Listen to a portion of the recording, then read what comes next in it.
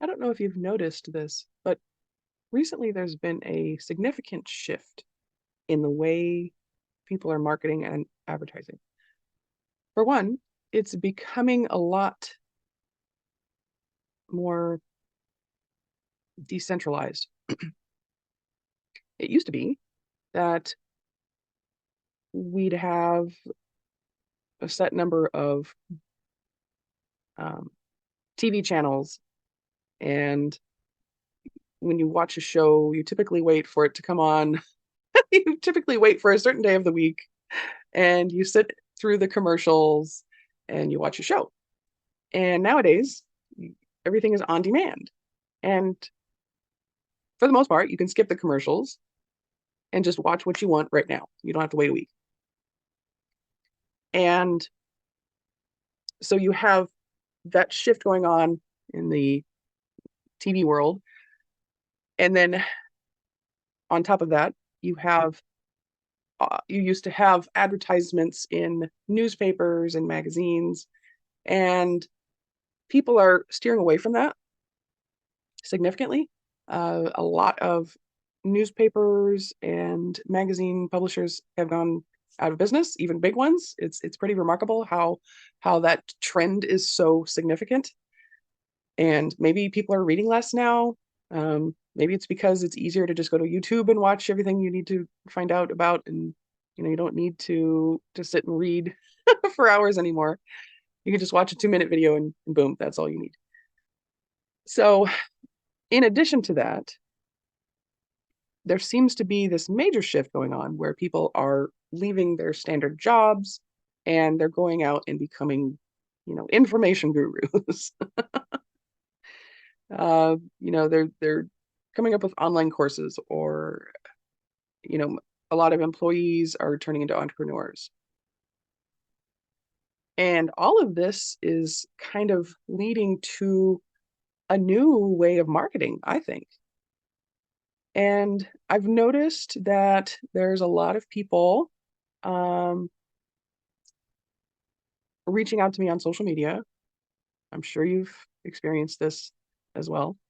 And there's a couple of different ways that they're approaching me that I've noticed. Uh, One way is, "Hey, I'd love it if you could check this out. Here's the link." Like, boom, just right in your face, right? So that's one way of marketing. And the other way is, "Hey, I'm going to tease some information out to you, but do you want to find out more?" And that's supposed to be like more permission based, less rude, less in your face than just sending the link. So you might think that one is significantly better than the other. And the problem with marketing is we're always trying to come up with um, a one size fits all approach to marketing. But the problem is people react differently, people receive things differently, people have a different mindset about how you should approach people. So it's hard to navigate that because you're trying to do business.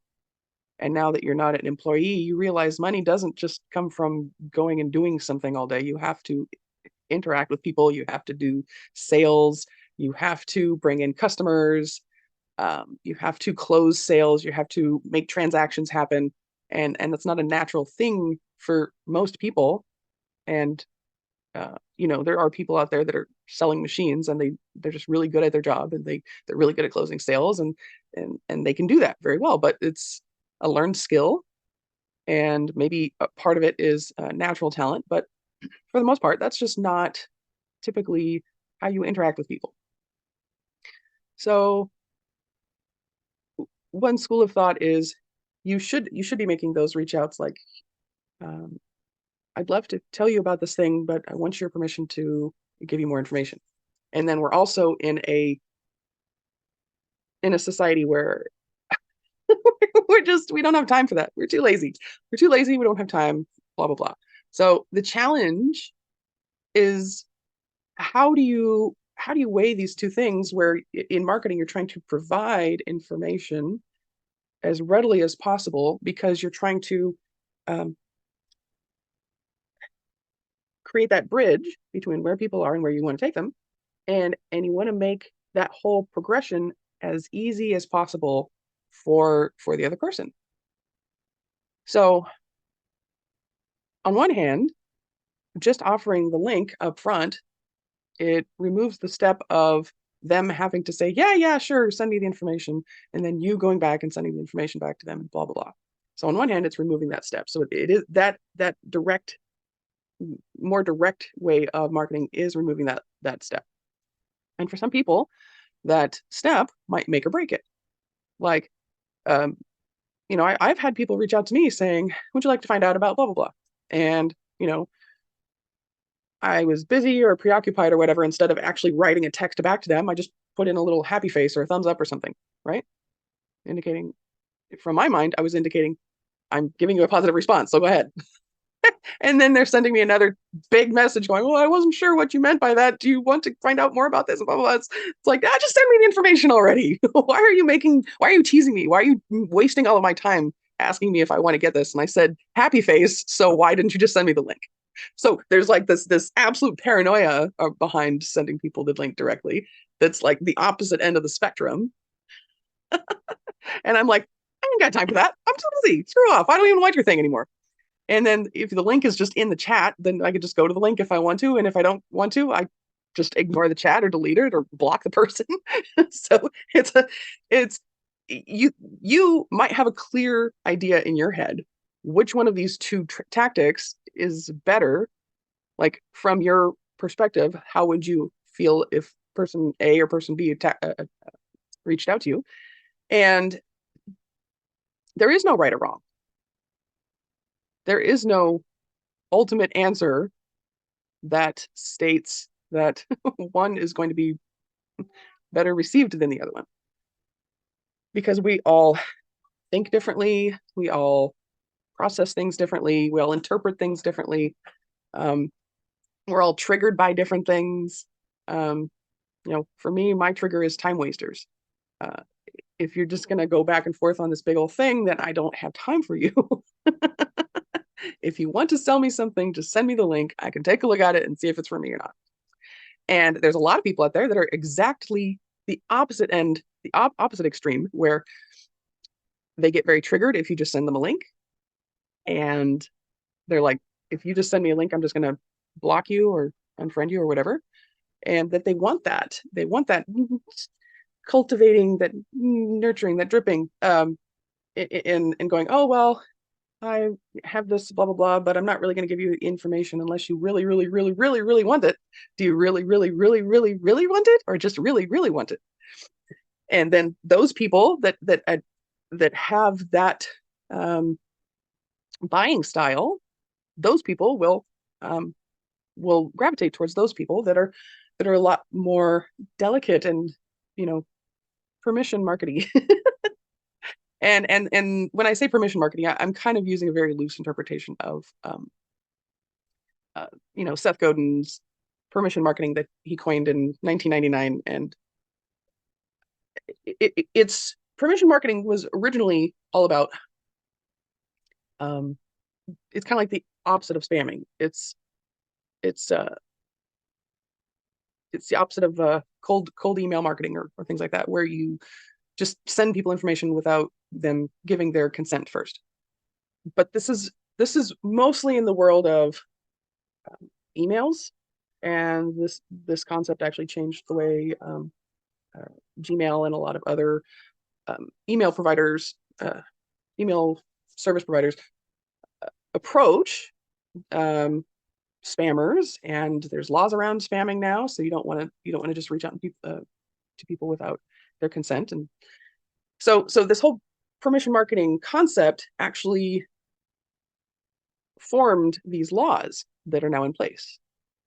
But the problem with all of this is that you are getting somebody to opt in to get on your email list, and then you send them emails because they already said, yeah, it's okay for you to send me something. But the problem is the whole transition from somebody being a stranger to them being on your email list is you do have to get them to opt into something first. It's that whole how are you getting them to opt in part? That's the challenge. Because once somebody's on your list, you can send them, you know, well, this does kind of go into a different tangent because you don't want to promote too heavily. And I've I've heard various different opinions, and everyone thinks that their opinion is right and that everybody else should shut up. And you have people saying, you should email daily. And then I've heard other people saying, I can't handle people sending me stuff every day. In fact, if somebody emails me every day, I'm more inclined to unsubscribe. And then you have people saying, use drip content. Send somebody like 20 emails where you're talking about yourself and your story and case studies and content and yada yada yada. And then on the 21st email, you can sell them something. And I am, I guess I'm, I guess I'm the kind of person that it breaks away from the status quo because I'm the kind of person that if you are not sending me something important, don't email me. I have so many emails in my inbox on any given day. I'm just like, is this information relevant to me right now? And I don't even mind if it's them selling me something because it's like, okay, if you're going to sell me a product or service that makes my life easier, then I'm going to go and buy it and go on with my day. I don't need you to send me your life story before I buy from you. And like I said, I'm sure there's a lot of people out there that are the exact opposite of this. They want that nurturing before they're willing to buy from you. And these are two different buying styles. So how do you balance that as a marketer? You have to cater to this person that just wants, just give me the goods. Just give me the goods or just leave me alone. And then you have the whole nurture sequence thing that are more, it's a different personality. These people are more about relationship building and, they want to know your life story before they're willing to buy from you. And I'm like, stop wasting my time with these emails. I don't want to open an email unless it's got something for me, a direct call to action for me to take right now. And believe me, as a marketer, it is rather frustrating because I know how I feel about certain things. And I'm told through all of these other marketing experts and all these resources out there that are all saying, do the long drip nurture sequence before doing a call to action and blah, blah, blah. So we're always trying to reconcile these various personality types. Marketing is not a one size fits all thing. You're not going to make everybody happy. There's always going to be a percentage of outliers. There's always going to be a percentage of people who are going to opt out no matter what you do. You have to be okay with that. Oh, here's another example. So if you, I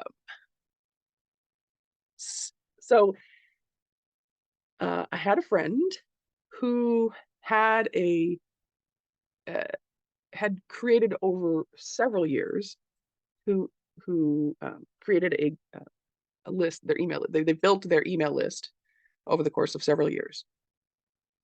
And at the time, she was targeting entrepreneurs. And then she decided to niche down to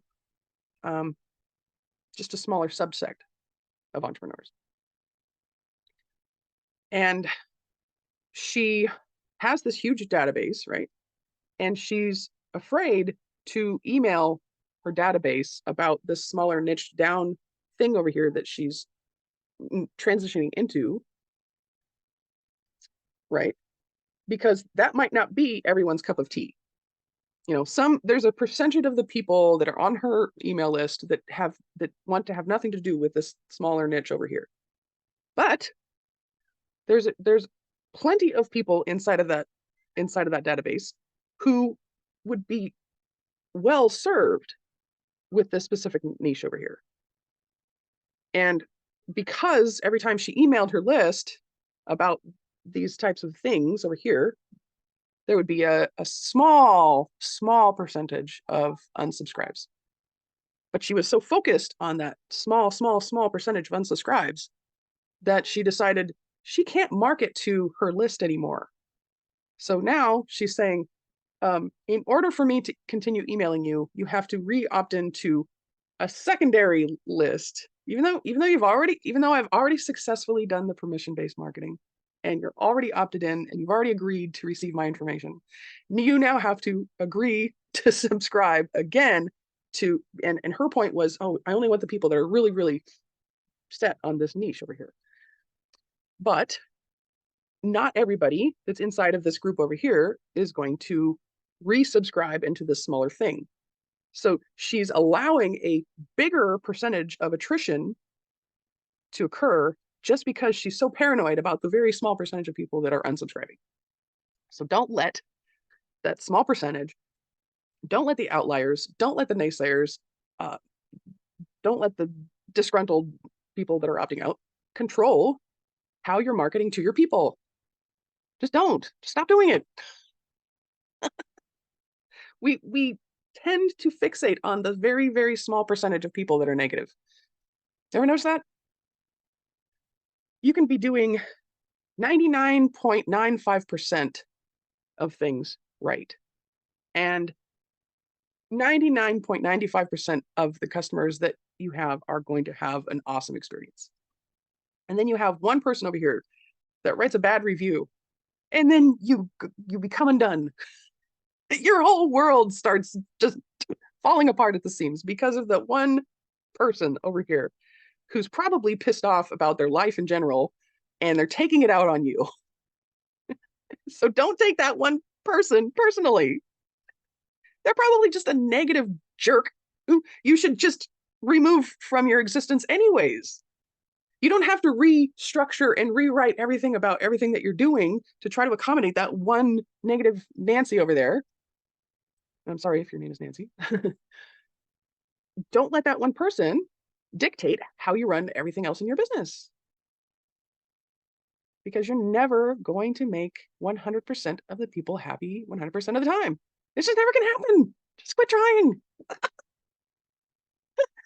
So this was a very long-winded, roundabout way of trying to talk about permission-based marketing.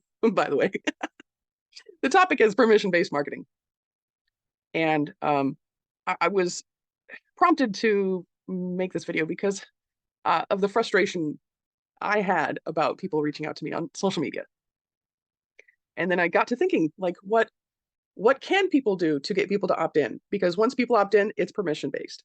Before they opt in, it's not permission-based, but you still have to market to people out there, and you still have to get your message out there, and you still have to get people to respond to your call to action. So there's still a certain amount of active, assertive marketing that you have to do to get people to opt in the first place. And I think that a lot of people just, overlook this when it comes to permission marketing. So what is the best practice? Well, guess what? There's no best practice, because you're never going to satisfy everybody. People buy differently. And oh, here's a little key. I can't give you all the answers, but I can give you this one little tip. People hate getting sold to, but people love to buy. That's why people love going on shopping sprees. And Christmas is around the corner, and guess what people are doing? They're going out and buying like crazy. They're buying for everybody that they know, and Christmas gives them time to, they're getting permission to go out and just buy like crazy. So how can you just think about this? Maybe I don't have all the answers for you, but think about this in your marketing strategy. How can I be inside of the container of people love to buy? How can you fit yourself into there? How can you fit your business inside of this this sentiment that people love to buy.